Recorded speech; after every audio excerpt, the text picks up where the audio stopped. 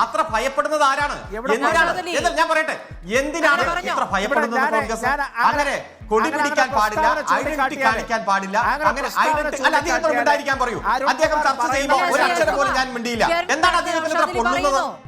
അല്ല, ഞാൻ ആദ്യം ചർച്ച ചെയ്തപ്പോഴത്തേക്ക് ഞാൻ പറയട്ടെ, അല്ല അല്ല, അത് അദ്ദേഹത്തിന്റെ സമയത്ത് പറഞ്ഞാൽ മതി. ചർച്ചയിൽ അന്തസ് കാണിക്കണം. കാരണം ഏറ്റവും ശക്തമായിട്ടുള്ള മുന്നണിയാണ് LDF. 1900 അദ്ദേഹത്തോട് മിണ്ടായിരിക്കാൻ പറയൂ. അലമ്പ് കാണിക്കാൻ വന്നിരിക്കുന്നു. ഈ ചരിത്രത്തിൽ നമ്മൾ തിരിഞ്ഞു നോക്കിയാൽ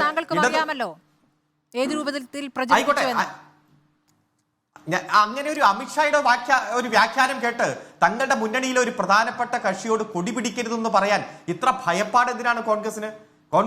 UDF മുന്നണിയുടെ ഭാഗമായി പ്രധാനപ്പെട്ട ഒരു മുന്നണിയുടെ പാർട്ടിയുടെ കൊടി എന്താണ് ബുദ്ധിമുട്ട്? അത്ര ഭയപ്പെടുന്നത് ആരാണ്? എന്തിനാണ് ഞാൻ പറയട്ടെ, എന്തിനാണ് ഇത്ര ഭയപ്പെടുന്നത് കോൺഗ്രസ്? അങ്ങനെ കൊടി പിടിക്കാൻ പാടില്ല, ഐഡന്റിറ്റി കാണിക്കാൻ പാടില്ല, അങ്ങനെ ഐഡന്റിറ്റി അല്ല. അദ്ദേഹത്തോട് മിണ്ടായിരിക്കാൻ പറയൂ. അദ്ദേഹം ചർച്ച ചെയ്യുമ്പോൾ ഒരു അക്ഷരം പോലും ഞാൻ മിണ്ടിയില്ല.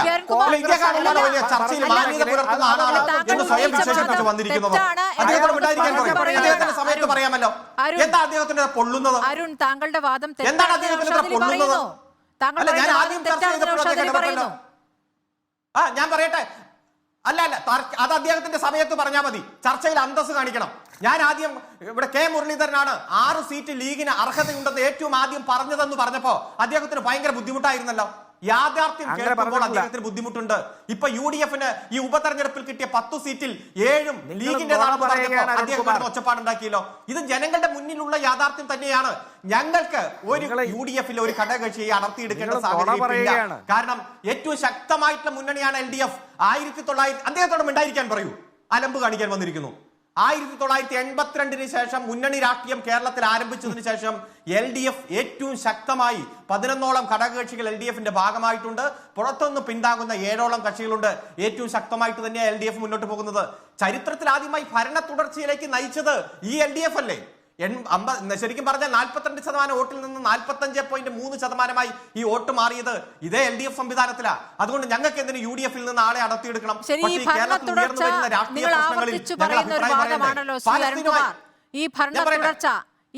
തുടർച്ചയുടെ ഫലം ഈ ലോക്സഭാ തെരഞ്ഞെടുപ്പിൽ പ്രതിഫലിക്കുമോ? ഞാൻ അതിലേക്ക് വരാം. ഒറ്റ പോയിന്റോടെ ഞാൻ പറയട്ടെ. ഇവരൊക്കെ ചർച്ച ചെയ്തപ്പോൾ മിണ്ടാതിരുന്നത് അവിടെ. അതുകൊണ്ട് എനിക്ക് കൃത്യമായിട്ടുള്ള സമയം തന്നെ. ഇവിടെ പലസ്തീൻ വിഷയം ഉയർന്നു വന്നു. ആ പലസ്തീൻ വിഷയം ഉയർന്നു വന്നപ്പോ ഈ കേരളത്തിന്റെ എല്ലാ തെരുവോരങ്ങളിലും പ്രതിഷേധ പ്രകടനവും അതിനെതിരായിട്ടുള്ള സെമിനാറും സംവാദങ്ങളും ഉണ്ടായി. അവിടെ ലീഗ് ഒറ്റയ്ക്കാണ് ആ സെമിനാറുകൾക്ക് നേതൃത്വം കൊടുത്തത്. കോൺഗ്രസ് എന്നാണ് അതിലൊരു ഓപ്പൺ പരിപാടി സംഘടിപ്പിച്ചത്. ഈ ഇന്ത്യയിൽ മറ്റു സംസ്ഥാനങ്ങളിലെ ഉപതെരഞ്ഞെടുപ്പ് എല്ലാം കഴിഞ്ഞതിന് ശേഷമാണ് കോഴിക്കോട് കടപ്പുറത്ത് ഒരു പരിപാടി നടത്താൻ കോൺഗ്രസ് തയ്യാറായത്. ഇവർ ഭയങ്കര മുന്നണിയാണല്ലോ. എന്താണ് കോൺഗ്രസ് അതിന് നേരത്തെ തയ്യാറാകാത്തത്? അതുകൊണ്ട് മുസ്ലിം ലീഗിലെ സാധാരണക്കാരായിട്ടുള്ള പാർട്ടി പ്രവർത്തകർ എല്ലാം അതിനെതിരെ രംഗത്ത് വരുന്ന സാഹചര്യം ഉണ്ടായി. ആ രംഗത്ത് ഏറ്റവും ശക്തമായിട്ട് പ്രതികരിച്ചു വന്നത് ഞാൻ പറഞ്ഞ് അവസാനിപ്പിക്കട്ടെ. പറഞ്ഞോളൂ. ഞാൻ പറഞ്ഞ് അവസാനിപ്പിക്കട്ടെ. ഞാൻ ഒന്ന് പറഞ്ഞ് അവസാനിപ്പിച്ചോട്ടെ. നിങ്ങളുടെ ഏത് ചോദ്യത്തിന് ഞാൻ മറുപടി പറയാം.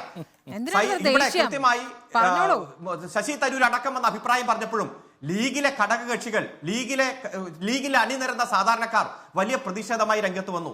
ഇവിടെ ശിലാസ്ഥാപനവുമായി ബന്ധപ്പെട്ടുകൊണ്ട്, പ്രാണപ്രതിഷ്ഠയുമായി ബന്ധപ്പെട്ടുകൊണ്ട് രാമക്ഷേത്രം, അതിലും കോൺഗ്രസ് ഒരു അഭിപ്രായം പറയാൻ വൈകി മുന്നോട്ട് പോയപ്പോൾ അതിൽ പ്രതിഷേധവുമായി ഏറ്റവും ആദ്യം ലീഗിലെ സാധാരണക്കാരായ പ്രവർത്തകരും രംഗത്ത് വരുന്ന സാഹചര്യമുണ്ടായി. ഇവിടെയെല്ലാം ഈ കേരളത്തിൽ ഉയർന്നു വന്ന രാഷ്ട്രീയ വിഷയങ്ങളിൽ ലീഗ് അവരുടെ നിലപാട് വ്യക്തമാക്കുന്ന സാഹചര്യത്തിൽ കോൺഗ്രസ് അതിനോട് മുഖം തിരിക്കുന്ന നിരവധി സമീപനങ്ങൾ അടുത്ത കാലത്തുണ്ടായി. പല പ്രവർത്തകർക്കും ലീഗിന്റെ വേദനയിൽ CPM-നും കടുത്ത വേദന. അതായത് അല്ല സ്മൃതി, ഞാൻ പറയട്ടെ, ഉയർന്നു വരുന്ന രാഷ്ട്രീയ പ്രശ്നങ്ങളെ സൂക്ഷ്മമായി നിരീക്ഷിച്ചുകൊണ്ട് അഭിപ്രായം പറയുക എന്നുള്ളത് CPM-ന്റെ കടമയാണ്, LDF-ന്റെ കടമയാണ്. ഈ കാര്യങ്ങൾ തെറ്റെന്ന് ചൂണ്ടിക്കാണിച്ചിട്ടുണ്ട്. നേരത്തെ തന്നെ ഒരു ജനാധിപത്യ പാർട്ടി എന്ന അഭിപ്രായം ഞങ്ങൾ കൃത്യമായി പറഞ്ഞു. ഞങ്ങളെ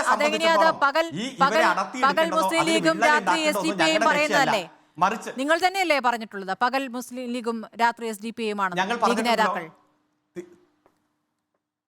അല്ല, ന്യൂനപക്ഷ വർഗീയതയിൽ ഒരു മതത്തിന്റെ പേരിൽ ഒരു രാജ്യം സൃഷ്ടിക്കാൻ നടക്കുന്നവരെ മാറ്റി നിർത്തണം, അകറ്റി നിർത്തണം എന്ന് ഞങ്ങൾ കൃത്യമായി ലീഗ് നേതാക്കളെ കുറിച്ചുള്ള അഭിപ്രായം മാറിയോ? അഡ്വക്കേറ്റ് കെ എസ് അരുൺകുമാർ ഒന്ന് വ്യക്തതയോടെ പറഞ്ഞോളൂ. നിരവധി ക്യാമ്പയിനുകൾ പകൽ ലീഗും രാത്രി SDPI എന്നുള്ള അഭിപ്രായം മാറിയോ? CPM മാറിയോ?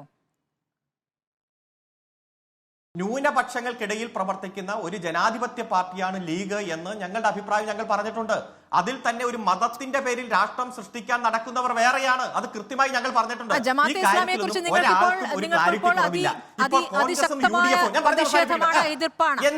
എന്താണ് സ്മൃതി? ഞാനൊന്ന് പറഞ്ഞ് അവസാനിപ്പിക്കട്ടെ. പറഞ്ഞ അവസാനിപ്പിക്കൽ എന്റെ ചോദ്യങ്ങൾക്ക് മറുപടി ഇല്ലല്ലോ. ശൈലജ ടീച്ചർ എന്താണ് പറഞ്ഞത്? പലസ്തീൻ വിഷയത്തിൽ നിങ്ങളുടെ പാർട്ടി നേതാവ് തന്നെ ശൈലജ ടീച്ചർ എന്താണ് പറഞ്ഞത്? അതേക്കുറിച്ച് എന്താണെന്ന് പറയാത്തത്? കോൺഗ്രസ് മിണ്ടിയില്ല എന്ന് പറയുമ്പോൾ നിങ്ങളിൽ വ്യത്യസ്ത അഭിപ്രായം പറഞ്ഞ കാര്യത്തിൽ മറുപടി വേണ്ടേ? ഇവിടെ എന്താ വിഷയം? കോൺഗ്രസ് അല്ല, ശൈലജ ടീച്ചറിന്റെ ഫേസ്ബുക്ക് പോസ്റ്റ് അല്ലല്ലോ. ഞാൻ പറഞ്ഞല്ലോ, കോൺഗ്രസ് ആ വിഷയത്തിൽ ഇന്ത്യയിലെ മുഴുവൻ നിയമസഭാ തെരഞ്ഞെടുപ്പും പൂർത്തിയാകുന്നത് വരെ ഒരു പ്രതികരണം ഉണ്ടായിട്ടില്ല എന്ന ഏറ്റവും ഗൗരവമായിട്ടുള്ള വിഷയം ലീഗിന്റെ അണികളിലടക്കം വലിയ പ്രതിഷേധം ഉണ്ടാക്കിയിട്ടുണ്ടെന്നുള്ള കാര്യം ഞാൻ പറഞ്ഞത്. ആ കാര്യത്തിന്റെ ഏറ്റവും ഗൗരവമായിട്ടുള്ള പോയിന്റ് അല്ലേ ഇവിടെ പറഞ്ഞത്? അതെന്താ നിങ്ങൾക്ക് മനസ്സിലാവാത്തത്? ഇവിടെ ഞാൻ കൃത്യമായി പറഞ്ഞു, LDFനെ സംബന്ധിച്ചിടത്തോളം ഞങ്ങളുടെ മുന്നണി ചർച്ച പൂർത്തിയായി, ഞങ്ങളുടെ സ്ഥാനാർത്ഥി നിർണയത്തിന്റെ വിവിധ ഘട്ടങ്ങൾ പൂർത്തിയായി. ഇനി പ്രഖ്യാപനമേ ഉള്ളൂ. ഞങ്ങൾക്ക് ലീഗുമായി ബന്ധപ്പെട്ടുകൊണ്ട് ഒരു തരത്തിലും ഒരു മുന്നണി അവരുടെ മുന്നണിയെ തകർക്കാനോ മറ്റു തരത്തിൽ രാഷ്ട്രീയ ലക്ഷ്യങ്ങളില്ല. പക്ഷെ ഇവിടെ ഉയർന്നു വരുന്ന രാഷ്ട്രീയ വിഷയങ്ങളിൽ വളരെ പോസിറ്റീവായിട്ട് അഭിപ്രായം ഞങ്ങൾ പറയും. കാരണം ലീഗിന്റെയും കോൺഗ്രസിന്റെയും നിരവധി അണികൾ ഞങ്ങളോടൊപ്പം വന്ന് ചേരുകയാണ്. അതുകൊണ്ടാണ് ഞങ്ങൾക്ക് 5 സീറ്റ് ഉണ്ടായിരുന്ന ഉപതെരഞ്ഞെടുപ്പ് ഞങ്ങൾ 10 മാറിയത്, ഇരട്ടിയായി മാറുക. പ്രത്യേകിച്ച് ഈ രാഷ്ട്രീയ സാഹചര്യത്തിൽ ഞങ്ങളെ തകർക്കാൻ വലതുപക്ഷവും മാധ്യമങ്ങളും വലിയ ഗൂഢാലോചന നടത്തി നുണപ്രചരണം നടത്തുമ്പോൾ 5-10 മാറുക എന്നുള്ളത് ചെറിയ കാര്യമല്ല. അതുകൊണ്ട് കൂടുതൽ ഒഴുക്ക് LDFന്റെ ഭാഗമായിട്ടുണ്ടാകും. ആ ഒഴുക്കിനെ പ്രയോജനപ്പെടുത്താൻ ഞങ്ങൾ ശ്രമിക്കും. തദ്ദേശ തെരഞ്ഞെടുപ്പിലെ ഒഴുക്ക് അതിന്റെ തുടർച്ച ലോക്സഭാ തെരഞ്ഞെടുപ്പിലും എന്നുള്ളതാണ് വാദം അല്ലേ? തദ്ദേശ തെരഞ്ഞെടുപ്പിലെ ഒഴുക്കിന്റെ തുടർച്ച ലോക്സഭാ തെരഞ്ഞെടുപ്പിലും. ശരി.